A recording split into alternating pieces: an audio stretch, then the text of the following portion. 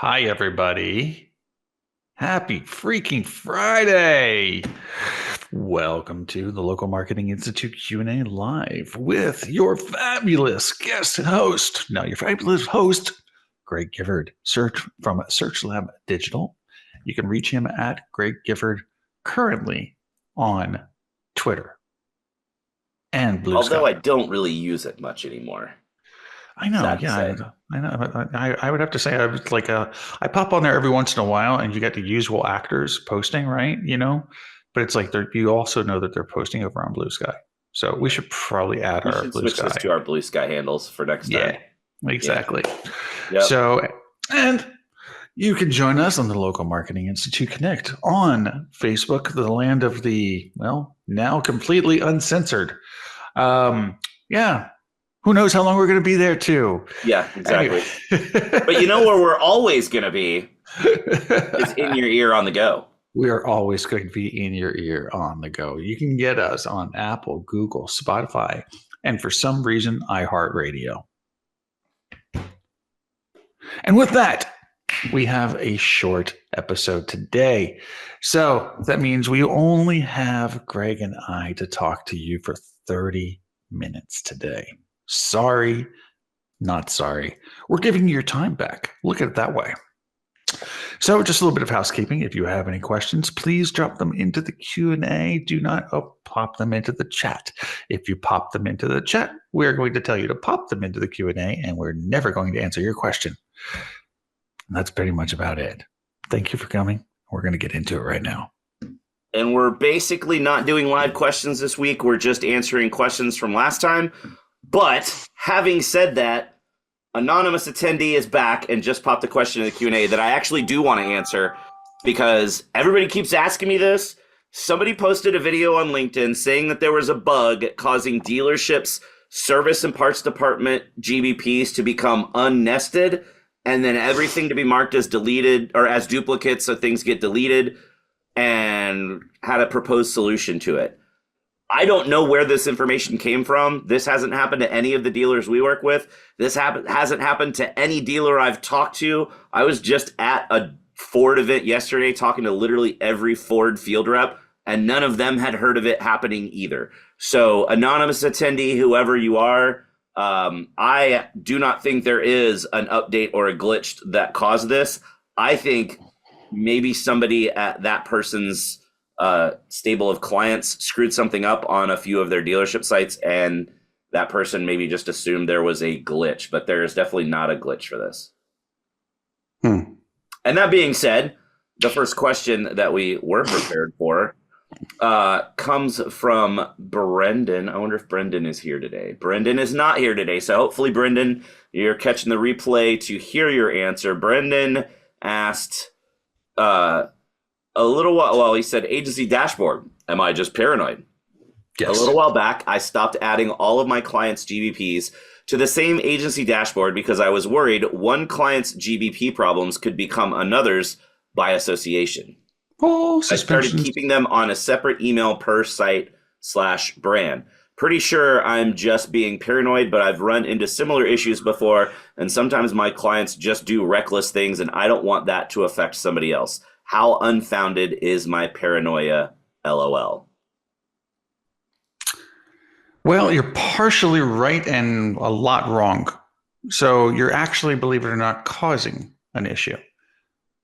Google doesn't want you to have, XYZ123 at gmail.com, blah, blah, blah, blah, blah. And using that for every single one of your profiles because you are an agency. And also, as an agency, you get the cool agency dashboard. Actually, you know what? You want to bring up the support page for that really quick and pop that in so everybody can get it? Get that link and throw it in the chat right now. Thank you, sir. But yeah, there's a lot of benefits to having the agency dashboard, but one of them just being organization, two being able to manage permissions. By the way, this is key, managing permissions within the agency dashboard. You can do it at the group level, the organization level, and the profile level. So the trick here is you just basically, there's only one spillover, quote unquote, event that you wouldn't want to have happen in your agency dashboard. And that's like, say, for instance, you have an email address there, Greg at underwaterbasketlearning.com and weaving.com. And all of a sudden, his Google AdWords account gets suspended, and he is an owner of either of the entire dashboard or just a group. Now, if those two things are true, it's possible to get an account level suspension of all the Google business profiles in the agency dashboard. And that's what you're scared of, basically, right? Because I hear this all the time. The fact is this actually possibility of this happening is so tiny. Like, we're talking really tiny. I have only experienced it myself personally once in 12 years. So that kind of gives you a little bit of a insight. And that actually was an error on Google's part. It was a bug. So I don't worry about it. I love the agency dashboard for so many different reasons. But one of them, most of them being organization. You can, however, emulate an agency dashboard without it being an agency dashboard if you just want to use a G Suite email address. However, that will not give you the afforded protections or status that Google is looking for with the agency dashboard, which is another piece of it too. Boom. Ta-da! So in other words, yeah, you kind of can be paranoid, but not really. All right. Next question for you, my friend. All right. This is moving to one location from Brittany. Let's see, is Brittany with us today? Brittany is here today. Hey, Brittany, how you doing? All right. So Brittany is asking us, hi there. We have a 2-location dental practice that has 2 GPPs, both with 100 plus reviews. And next week, one location is going to be closing, and the patients will be directed to the other location. My hope was that we could essentially, merge the 2 profiles so we don't completely lose the reviews from the closed profile. Is that possible? Technically, no, because the reviews are tied to the location. It is different location, different staff, different experience. Just because it's the same parent company doesn't mean you're going to be allowed to do it. That being said, if they're close enough together, you can always ask, and you never know, they might actually do it for you.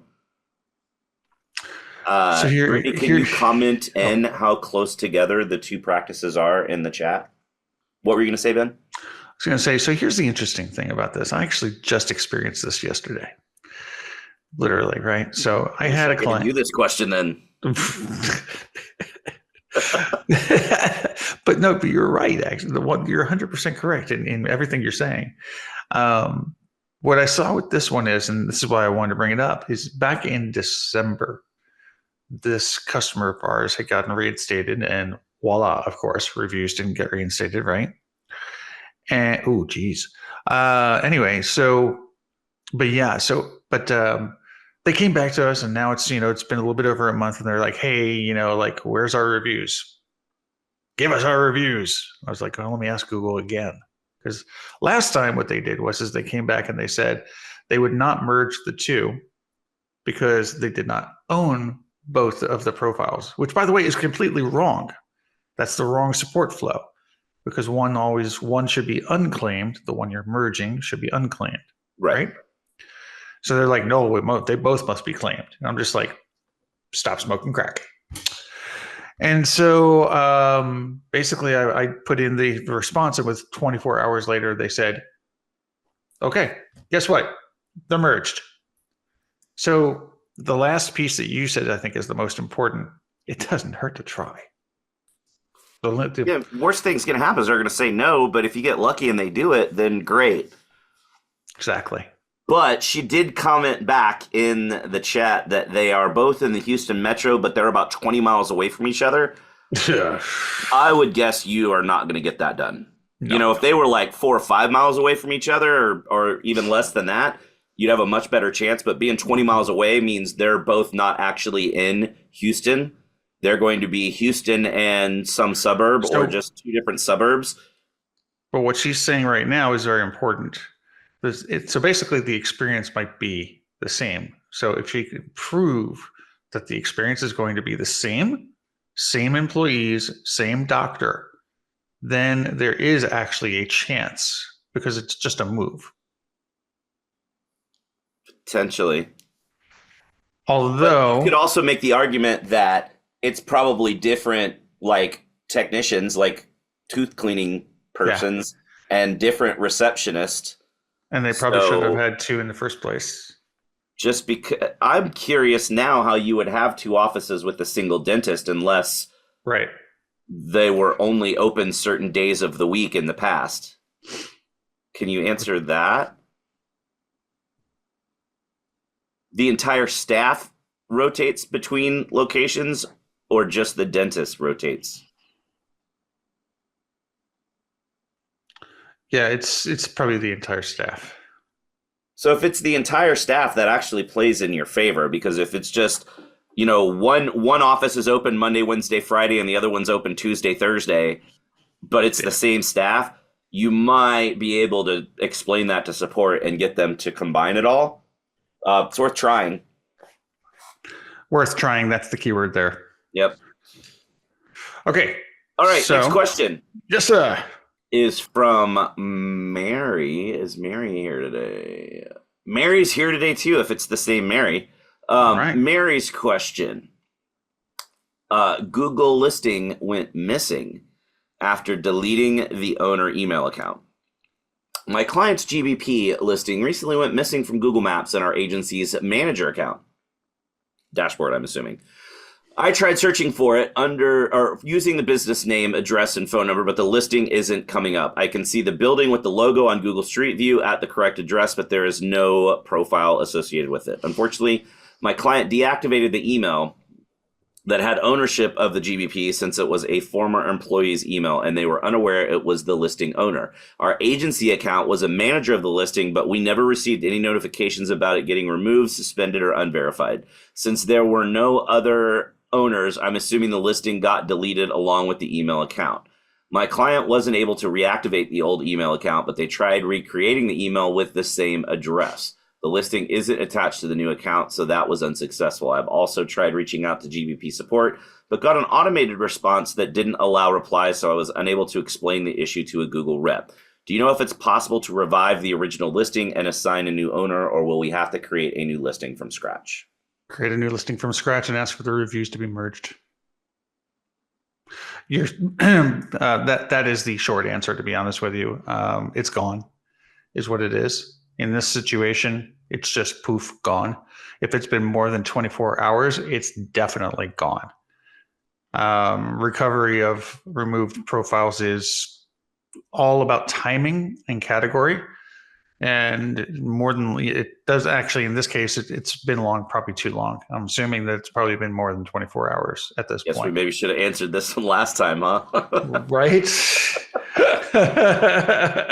Well, but sorry, Mary. It's sorry. Yep. Yeah. You're SOL is what it comes down to. Okay. And then we have two in a row for you. Because the next one's about bulk verification. Syed asked this one. Let's see if he's not here today. So Syed, hopefully you're listening on the replay. I am facing an issue managing the business with over 500 branches and 6,500 ATMs nationwide. It's impossible to manage each branch individually. As the main administrator, it's also not practical to give access to over 600 people across different departments to record videos for verification. Our bank users rely on us to find new branches and ATMs across the country, and it would be helpful if Google could provide an easier way to verify new locations automatically without requiring video submissions. This would ensure users get accurate and valuable information quickly and efficiently. And there is not really a question here. There's not, but I know what he's. I can divine what this question probably is. Can I get verified in bulk, in mass, basically, right? And so, what I see in the forum a lot is people call bulk verification what they're thinking when they're thinking bulk verification is. I just want to upload a spreadsheet of 1,000 locations and be verified. That's what they're thinking, right? Yeah. So yeah. So, and we're not sure where Saeed's from. If he's from India, absolutely, he could be thinking only in those terms. Just because we see a lot of people from India say that in the forums. But anyway, regardless of all of that, because none of that actually matters, let's just answer the question. The answer to this question is yes, you can manage your profiles in bulk. Yes, you can verify your profiles in bulk. However, in order to be able to do this, you need to be a bulk verified chain designated account. The requirements for this is to have a location finder on your site. If you have 500 branches with 6,500 ATMs, I'm assuming you do. Also, on top of that, if you have 10 verified locations, which are storefronts, and none are suspended and none are in verification, you can apply for bulk verification. Once you have applied for bulk verification and you are approved for bulk verification, then you can go ahead and you can manage your bulk verification account. How many times do I have to say bulk verification today, by the way? I'm just saying. It should be like, I need a little bell sound so I can be like, ding, ding, ding, ding. Exactly. So, yeah. So basically, yes, you can do it. And you can manage your thing with the spreadsheet, and the spreadsheet can actually dictate what new locations you have and what new basically to be added, and they will be added to Google Maps in 7 seconds as long as your data is correct. So yeah, you can do it. Boom. Do-do. And then the second to last question. Actually, what about the ones below that? Like, we didn't assign those, but we still have like 4 more we can do if we need to. Yeah, we do. We're good. Okay. We're good. All right. Anyway, I love that this is a question from Max, and Max isn't here this week because Max is almost always here. So hopefully, Max, you're listening to this replay and you feel like really bad about yourself for not being here to get your question answered live. You should, Max. Max, if I see you next week at NADA in New Orleans, I am for sure giving you shit about this. Oh, he needs an anonymous attendee hat, dude. Yeah, for sure. That's all there is to it. Paul said he'll be Mad Max. Nice. All right. So, Max, the car guy, has a question for you about tools for Google Business Profiles. What tools are you using to make your life easier with a lot of clients? What tools do you recommend? And I kind of have to wonder, is he also asking what kind of tools do you use when you don't have that many clients?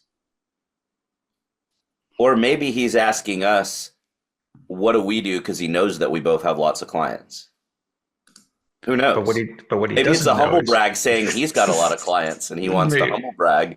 So he's put that in there. Who knows? There you go. I mean, I'm not sure if you're asking specifically about how to handle lots of clients and you want tools for that, or if you're asking specifically about SEO tools and what SEO tools we use that handle a large number of clients.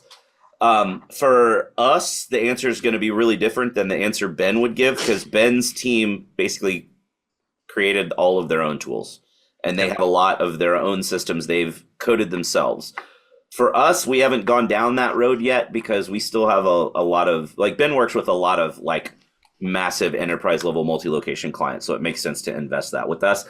We don't have enough in any one particular vertical other than auto dealers to really make it where we could do something specific to a vertical. But we love Places Scout a whole lot. Places Scout is by far our favorite local SEO tool.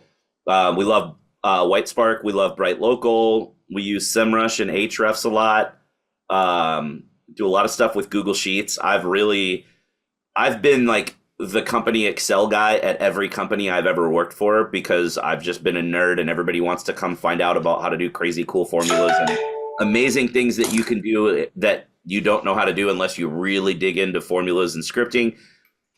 as of about a week before Christmas, I am now no longer an Excel fanboy as much of a sheet fanboy as I am now. I love Google Sheets. You can do some amazing stuff with app scripting, a lot of stuff that you can automate. So we've built a lot of internal Google Sheets tools that are really, really cool. Beyond that, I mean, we use ClickUp for task management. If you're wondering about that sort of, it's not the SEO toolset side, but just client management side. We use ClickUp for task management to basically run all of our projects and campaigns. And we use Pipedrive for our sales CRM. It's stellar. It's really cool. We use Sendable to do social media scheduling for organic stuff. I'm trying to think of what else we have that's really cool. Little Warden is a pretty badass tool because it monitors for changes of like domain ownership and Search Console and things like that, and it's really cheap. Places Scout and Whitespark both have tools that will monitor for any changes in your client's GBP and alert you as soon as any single change happens, which is really helpful when you have clients that go rogue and log in and just change things. Also for just when things just are changed automatically. I think that's really kind of the gamut of all the tools that we really use often. Yeah, you're right. I mean, I'd say 90% of the software that we have is we wrote by ourselves. And so we do use Sendable for relaying for social media. You know, it's one of the better, it's actually on one of the last surviving ones that you can connect to through an API. Yeah. For specifically for Facebook. And so, yeah, we use Pipedrive. Pipedrive is just why rebuild it is really what it comes down to. It's like what kind of awesome functionality are we going to throw on top of it that's going to make it work really good for us? And the answer is zero.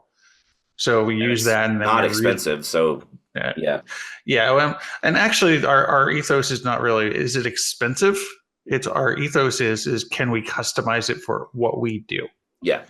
And because we have very, very, very specific processes that we built for the company to become, just to be scalable. So like for instance, let's say that you call me up tomorrow, Greg, and you're just like, hey, Ben, we want to give you 2,000 locations because we just think you're cool, right? Which, by the way, I would totally agree with you. Then we can go ahead. We could probably spin that up actually in like about a week, maybe about 1,000 locations, about a week. But it's only because we've got processes and we've got software and we can push a button to literally bring a client from an onboarding process to a live process. Yeah. And all of the stuff that goes in between, which is task management, project management, and billing.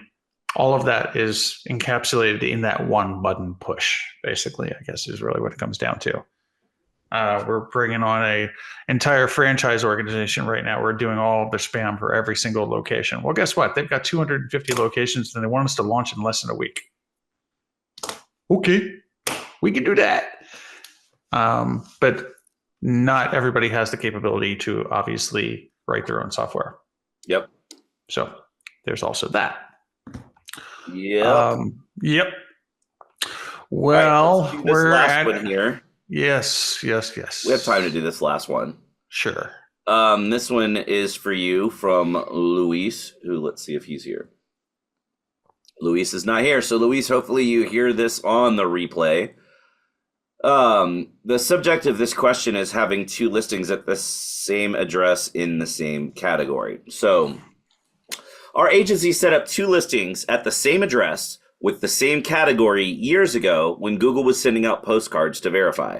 I've noticed that it appears both listings are not being filtered, despite being the same primary category.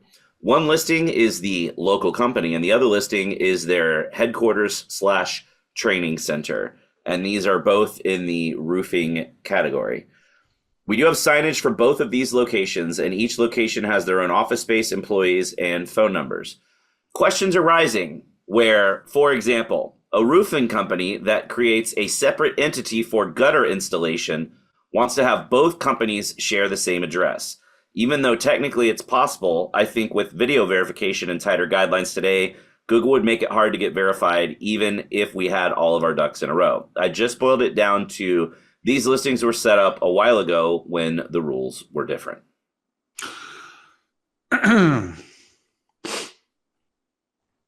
No, based on everything you say, it's fine, actually. So a roofing company, contractor, and gutter installation company is two separate categories, actually. It's not the same category. The rule that Google has is that you don't want to have two locations at the same address with the same category. Could you have gotten away with it back in the day before the filter came into effect? Yeah, maybe. Yeah, maybe you're lucky. And also the filter doesn't trigger all the time, by the way. So there could be a couple other factors there. But yeah, I mean, at the end of the day, if they are separate entities, separate offices, separate staff, separate bills, separate everything, basically, with signage, you're going to be just fine as far as Google's guidelines go. When something gets filtered, Stephen, it's filtering one of them, and it's usually, this is the bad part, it's usually the first profile. So you've got business A and business B, but business B was the one that you just created with the same category within 100 feet of the other pin drop. Then bam, number one gets axed from Google Maps. See it happen with personal injury lawyers all the time. Guys are ruthless. And with that, we should probably be done for the day. Yeah. We have a few questions left from last week that we will get to next time. And Ben is hopefully furiously copying over Henry and Stephen and Elizabeth's questions from this time. Furiously. So, Henry and Stephen, you're almost always here. But Henry and Stephen and Elizabeth, make sure you show up in 2 weeks, and we will start the episode by answering your questions first. And Greg is going to fill up the time with just a couple more and he seconds is still of going. Speaking. And Elizabeth said she'll be there. Okay, so you know Elizabeth. Now, the fact that you said this time that you will be here in 2 weeks, if you're not here in 2 weeks when we get to your question, we're for sure going to give you shit. So no pressure, but make sure you show up. Yep. Exactly. All Stephen right. Hopes. Oh, she's ready. Okay, now we got to really remember next time to call out Elizabeth and make sure that Elizabeth is there. She's got the first question, man. Yeah, like we have to do, we got to write ourselves a little note that next time Elizabeth's question goes first. Okay, yep. She is going to go first, absolutely. Ooh, Henry is readier. Ooh, it's like on. Oh, okay. I'm giving it to you, Greg. It's going to be yours. Well, I want to see which questions are which, though. I want to see which ones. I'll give you Henry's question. I'll take Elizabeth's question. Yeah, Elizabeth is about chat. Yep. Henry is about verification. That's a good question, actually, too. Pretty often. All right. Sounds good. Everybody, thank you for coming. We want to say have a wonderful freaking weekend. And we shall talk to you on the flip side and see you in 2 weeks. And in 2 weeks, it'll be a full episode, not a half episode. So More see you then. Likely, yes. All right. See you, buddy.